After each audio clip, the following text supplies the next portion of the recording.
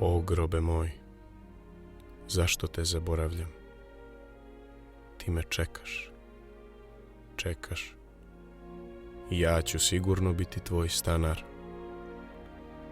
Pa zašto te onda zaboravljam? I ponašam se kao da je grob udes samo drugih. Nikako ne i moj.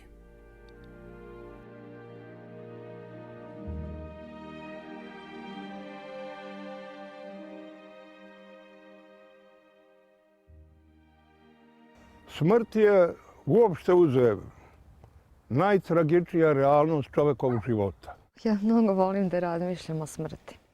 Čovjek je stvoren sa naznačenjem od Boga da živi večno u zajednici sa Bogom. Mislim da se svako boji smrti. Sve na ovome svetu, naravno uključujući čoveka, rađa se, nastaje, traje i na kraju umire i čezava.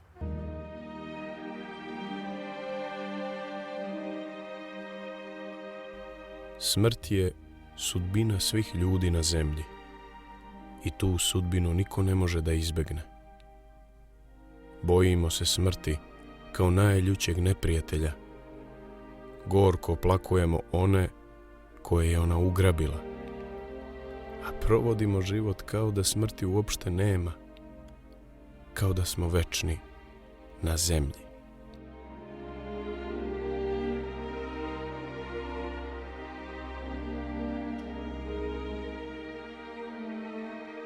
Kada čovek prisustvuje prosto tom procesu, kad neko se približava smrti, to neminovno budi razmišljanje o tome koliko smo mi u stvari na ovome svetu kratko. Pravi hrišćani ne mire se sa smrću, ne mire se sa nestankom, nego prevazilaze smrt, prevazilaze nestanak bližnjih, nadajući se da se ponovo susretnu u Carstvu Božijem. Ja sam prvi put se ozbiljno zamislila nad smrću na svoj rođendan, 9. aprila, kad mi je bilo 13 godina.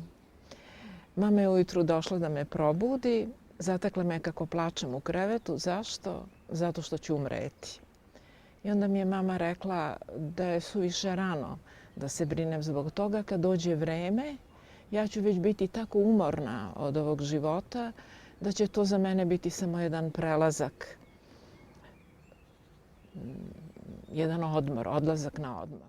A svima nama koji smo čuli evanđelje i poverovali u Hrista, krenuli za njim, koji smo primili krštenje, svima nama, dakle, Gospod obećava večni život ako budemo sledovali njemu. Nas Gospod lepo pominje u evanđelju da se spremamo, da će on doći u ponoć.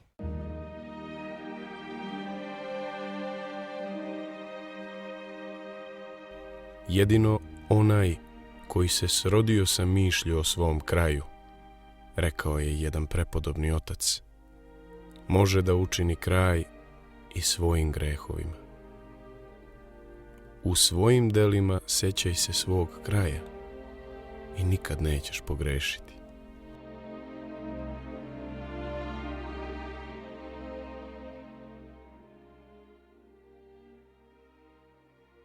Apostol Pavle kaže: smrti, gde ti je žalac, pakle, gde ti je pobeda? To će reći apostol Pavle, ponesen vaskršnjom radošću, vaskrsnim oduševljenjem, prosto prkosi smrti i saopštava čitavom svetu da je smrt pobeđena, da smrti više nema. Blagodatno sećanje na smrt sveti oci smatraju jednim od najvećih darova koji monah može imati.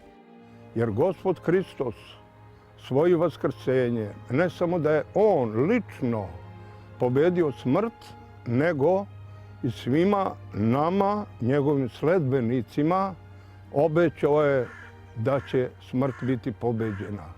Sveti Jovan Zlatousti kaže u vaskršnjoj besedi ovako: neka se niko ne boji smrti, jer nas sve oslobodi smrt spasova. Ugasi onaj koga je ona držala, opleni ad onaj koji siđe u ad i ugorča se ad okusivši telo Hristovo. Jer ako mislimo na smrt, onda uvek mislimo na to kako ćemo izaći pred lice Božje i kako ćemo se opravdati za sve ono što smo u životu činili, i to nas ipak primorava da se potrudimo da budemo bolji. Ja ne znam zašto nisam imala običaj da se molim Svetom Jovanu Krstitelju, ali u tom momentu sam se nekako pomolila i Svetom Jovanu Krstitelju i tad je baš mama izdahnula. I posle sam se setila da je, moja mama se zvala Jovanka. Treba spomenuti i vas da imati na umu reči Hrista Gospoda kada je rekao: ja sam vaskrsenje i život, koji veruje u mene, ako i umre, živeće. Kada duša izađe pred Gospoda, otprilike kao stakleni bokal sa vodom u kojoj se vidi svaka trunka, ili je to zamočena voda kao neka baruština, ili je čista pa samo neka trunka se po toj vodi može videti, ali u svakom slučaju on kaže opravdanja nema.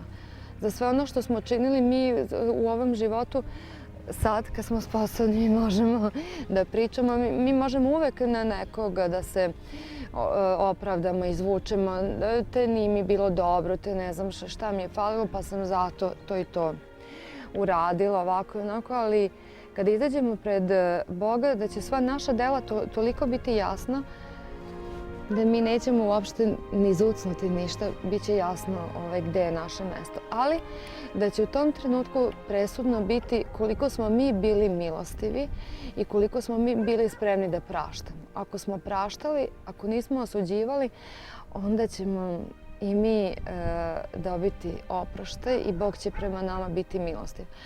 Ako smo mi vidjeli, što kaže, trun u oko brata svoga, u stvari ako smo mi vidjeli sve ono što je loše kod drugih, onda nekako ćemo i mi, nekako će tako i naša loša dela izaći u prvi plan. Dakle, Gospod je sam radi našega spasenja primio na sebe dobrovoljnu smrt, sišao je u ad da bi one koji su pre njega umrli pozvao da bi im propovedio blagu i radosnu vest evanđelsku. Kad je moja baka se upokojila, ja sam plakala, ali od sreće. I to zato što je ona dugo godina, još kao mala, imala je neki događaj koji je nju poremetio u veri u Boga, tako da preko 50 godina nije uopšte ni išla u crkvu, niti je slavu slavila, ni ništa. Skoro da, eto, nikad se u našoj kući nije uopšte o tome ni govorilo, ali kad sam ja postala pobožna, ja sam baki, stalno sam baku nagovarala da krene u crkvu. I dugo se ona meni rugala i tako mi govorila kao: ja, vi umetnici, nije ti dosta što si umetnica, nego još si luđa nego od običnih umetnika. I tako se ona uvek na moj račun je pravila neke šale, ali u stvari to je samo zato što je ljude sramota, kada dugo godina su odvojeni od crkve, onda ih je nekako sramota da priznaju da to u stvari nije bilo dobro i da osjećaju čežnju prema Bogu. 2 godine pre svog upokojenja ona je redovno išla u crkvu, redovno se i ispovedala i pričašćivala. Ja sam mnogo bila srećna zbog toga. I tako kad već sam bila ovde u manastiru kad se baka upokojila, mama mi je javila da je sveštenik bio, da je pričestio, da je baka bila svesna i prekrstila se, pričestila se i onda je vrlo brzo posle toga, možda pola sata posle toga je ispustila dušu. Svi su vidjeli da ja mnogo plačem kad mi je baka umrla i tešili su me da je to baka i da baka mora da umre, već je ona imala preko 80 godina. Ali ja nisam ni u jednom trenutku plakala što je ona umrla jer je to normalno, nego što sam toliko Bogu bila blagodarna što sam znala da je primio moju baku i da ćemo nas dve u večnosti biti zajedno. Ja sam se samo pomolila Isusovom molitvom i moj otac se odmah smirio. Stvarno odmah. Ja nisam nikakav onako molitvenik i tako, ali eto to ime Isusovo koje sam u tom strašnom momentu, mislim i za moga oca i za mene pomenula, nekako odmah istog časa se smirio tata i ubrzo vrlo mirno izdahnuo u mom zagrljaju. Da bi se sećao smrti, čovjek mora da vodi život saobrazno Hristovim zapovestima. Hristove zapovesti očišćuju i srce, umrtvljavaju ih za svet, oživljavaju za Hrista. Koji se odrekao zemaljskih strasti, počinje često da upravlja pogled ka tajanstvenom prelazu u večnost, ka smrti. Očišćeno srce počinje da je predoseća. Smrti se ne treba plašiti, za smrt se treba pripremati. Ja sam skoro imala grip i tako mi je bilo loše da sam pomislila da ću da umrem. I meni se sad svi smeju zbog toga i kažu da ne bi trebalo kad god imam kijavicu da se oblačim u ovo odelo za... Mi imamo, svi monasi imamo spremno odelo za sahranu. A to nije neko posebno odelo koje sad treba da se nabavlja, nego ono što obučemo na monašenju, znači vlasenica i ono što se zove schima ili parama i podrasnik, rasa, sve to što dobijemo na monašenju, u to se monasi oblače za sahranu. I eto, ja sam, pošto sam mislila tu noć da ću da umrem, ja sam prvo se presabrala sve šta imam da se pokajem, pomolila se Bogu da mi oprosti sve. Čak sam se i prisetila neke stvari koje se inače ne bi setila da nisam pomislila da ću da umrem. I tako sam se lepo obukla i još sam mislila ako budem stvarno vidjela skroz da ću da umrem, onda ću da odem i u crkvu, da ne bi morali da me nose do crkve. Ali eto, da ujutru mi je bilo bolje, pa sam posle sve to poskidala i spakovala za neku drugu priliku. Pripremanje za smrt nije drugo do neprekidno izmirenje sa savešću. Za monaha najvažniji događaj u životu je dan monašenja, mada mi monašenje smatramo za umiranje za ovaj svet, a sledeći najvažniji događaj je dan kada duša napušta telo i znači smrt. Smrt telesna kada telo odlazi u zemlju, dakle, kako kažu stihire na Opelu, telo se vraća u zemlju od koje je i nastalo, a duša odlazi naš anđeo čuvar i anđeo, poseban ima jedan anđeo koji vodi dušu, oni dolaze po dušu i vode je. Ne znam i jedva čekam da vidim gde je to gde vode. Neprekidna borba da iz sebe izbacimo svako zlo, svaku nepravdu, a da u svemu se trudimo da živimo po evanđelju, da u svemu budemo dobri, pravedni i pred Bogom i pred ljudima. Treba poštovati čoveka u tom trenutku kada se približava smrt i da treba ozbiljno razgovarati o tome, jer svako ima pravo da zna svoju... Pa eto, mislim, mada se to uvek može promeniti, ali svako ima pravo da zna da je pri kraju života i ima pravo da to vreme iskoristi onako kako je najbolje. Znači, da iskoristi za pokajanje i da iskoristi, jer nama je dovoljno jako malo vremena za pokajanje. I tih dan, dva ili sat, dva, čak i neki minut je dovoljan da čovjek ozbiljno sagleda čitav svoj život i da barem u trenutku se pokaje. Kako se čovjek priprema za smrt? Pa naravno, istinskom pravoslavnom verom, liturgijskim životom, ispovedanjem, pričešćivanjem i naročito, naravno, odgovarajućim hrišćanskim pravoslavnim životom. Mislim da kada dođe taj dan da ću imati vremena da sazovem, da javim prijateljima da dođe ipak da se još malo popričamo i da se pozdravimo. Obzirom da će smrt sigurno doći, a da ne znamo kada će doći, znači priprema za smrt treba da počne, ako nije do sada, već od danas.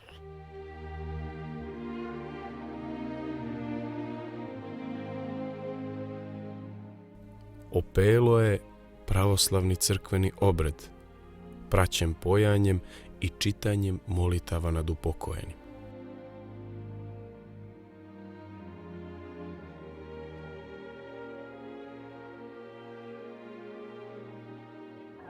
To je onaj trenutak kada se pokojnik sakranjuje i tom prilikom naravno čini se odgovarajuća molitva. Crkva je ustanovila i mnoge molitve i obrede za pokojne hrišćane, baš zato što je želela da pohvali i istakne brigu hrišćana o umrlima. Jedno od poslušanja koje ja imam u manastiru je održavanje kandila na manastirskom groblju. Dolazim na groblje svako jutro i nekoliko puta u toku dana, pre spavanja i tako. Proverim da li kandila gore, obnovim fitilj, dolim ulje, upalim. Molitva koja se uglavnom sadrži od toga da mi Gospodu, našem Ocu Nebeskom, preporučujemo, tako da kažem, pokojnik koji sad odlazi sa ovoga sveta i molimo Gospoda da mu oprosti sagrešenja i da ga po milosti svojoj tamo primi u drugom nebeskom carstvu. Pohvalni su primjeri, recimo, svetog pravednog Nikodima i Josifa i žena mironosica koje su pokazale tu brigu i pažnju i ljubav prema vaskrslom Gospodu Hristu.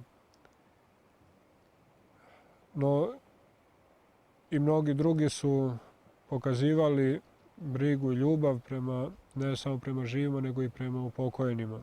To doživljavam kao jednu vrstu molitve, jednu vrstu žrtve za pokoj duše svih oni koji su sahranjeni na manastirskom groblju. Istovremeno pomolim se monasima koji su tu za sve ono što je i moje duši potrebno, jer verujem da, pošto su živjeli tu u manastiru, da su im duše svakako svete. Od svih molitava za umrle koje crkva propisuje posle opela, najvažniji je 40-dnevni pomen ili parastos. Po učenju crkve, u 40. dan posle smrti, duša čovekova izlazi pred Božiji sud. I u tom trenutku, naravno, opet je na redu istinska, iskrena molitva sa istim ciljem da Gospod se smiluje pokojniku, da mu oprosti sagrešenja i da ga nastani u nebeskim obiteljima gdje je večna radost i mir i spokojstvo. I sama Presveta Bogorodica nije želela tek tako da njena duša ide kroz taj vazdušni prostor do Gospoda, nego se molila svome sinu da on sam lično dođe i da primi njenu dušu i to se slika svuda na predstavi Uspenja Presvete Bogorodice, kako Gospod Hristos drži kao dušu, duša predstavlja Bogorodice naslikana kao mala beba u povojima. On drži njenu dušu, a okolo je mnoštvo anđela i drugih koji su već pre nje stigli tamo, a mnogo se raduju da je dočekaju. U našem narodu, nažalost, postoji mnogo ostataka raznih sujeverja i naopakih verovanja koja i nisu pravoslavna i ne uklapaju se u pravoslavnu veru, koja su vezana za groblja, za smrt bližnjih. To je, nažalost, neki talog viševekovnog ropstva u kome je srpski narod živeo.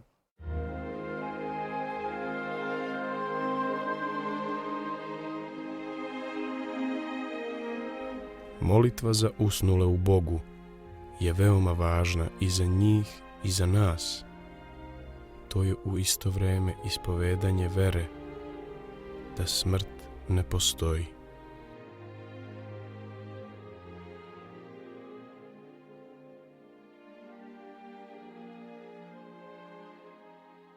To je najveća tuga i najveća žalost što može biti. Jer valjda za čoveka nema veće žalosti na ovom svijetu nego kad mu umre dete. Bez obzira da li bilo i manje ili veće, naravno najveća žalost kad umiru već odrasla deca. Prirodno je da čovek tuguje i žalosti se, jer iako ćemo se ponovo susresti, ipak rastajemo se na neodređeno vreme i to je ono što nas žalosti. Hoću da vam kažem da različito ljudi i doživljavaju smrt i različito podnose tu veliku tugu. Naime, zapažam da ljudi slabe vere ili, da kažem, ljudi koji jedva i da veruju, a naravno vrše te obrede, opela, sakrne, da ti ljudi, nemajući istinske prave vere u vaskrsenje Hristovo, podnose to sa neopisivom tugom i prosto ne mogu se utešiti. Mnogo znači u tom momentu posle smrti, neposredno posle smrti, nekog bliskog molitva. Jedino što smo svi mi želeli koji smo ostali živi, a to je da dođe sveštenik i da bude pomen. Nekako smo onda zajedno. Nema te granice između preminulog i nas. Oni ljudi, a takvi, hvala Bogu, ima dosta, koji imaju istinsku veru pravoslavnu i koji znaju da je naša vera pravoslavna u stvari vera vaskrsenja i pobjeda na smrti, ti odlazak svojih najbližih podnose neuporedivo lakše i nema sumnje da upravo kroz tu veru dobijaju od Boga veliku uteku i mir i spokojstvo. Ne može se reći da monah provodi život očekujući smrt. Smrt za njega ne predstavlja ništa. To je običan događaj, kao i otići na neko drugo mesto.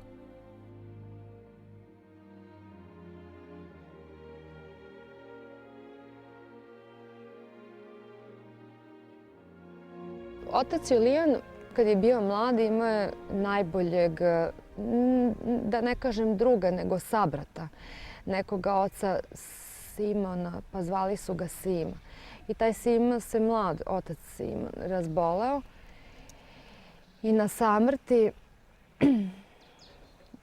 oni su mnogo bili, eto, mnogo su se voleli. I na samrti on je se zaplakao i rekao je: "Jadni moj Julije, šta ćeš ti bez mene?" I otac Julijan je toliko plakao kad je to pričao. I ja sam uvijek videla kako je to velika ljubav i kako ta ljubav traje. Taj otac Sima je umro davno, pre 30-40 godina, ali on ga se u svakom trenutku tako živo sećao i kad god bi ga pomenuo, on bi se uvek rasplakao i govorio kako je Sima bio najbolji monah kog je on nikad video i da nikad takav monah neće biti kao Sima, ali eto, on je umro i ostavio njega da sam se bori, a mislim da je Bog uzeo tog oca Simu zato što, baš zato što je on već bio savršen monah, a otac Julijan bi se možda pored njega, možda bi se oslanjao na njega, ovako je morao da se osloni na Boga, a posle smo se mi svi na njega oslanjali. Nije samo čovjek tijelo. Nije čovjek stvoren samo zato da izvjesno vrijeme ovdje živi, stvara, radi nešto i da umre. Bez vere u onaj život koji dolazi posle smrti. U život večni. Monah je tu da opominje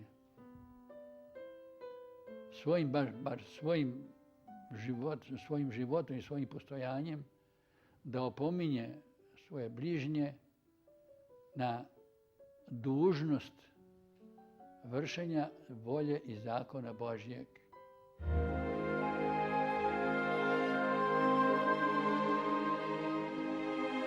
Monah u svom sadašnjem životu već živi, ili bar pokušava da živi, u carstvu nebeskom, koje ovde počinje. Većinu sveta interesuje šta je s one strane smrti.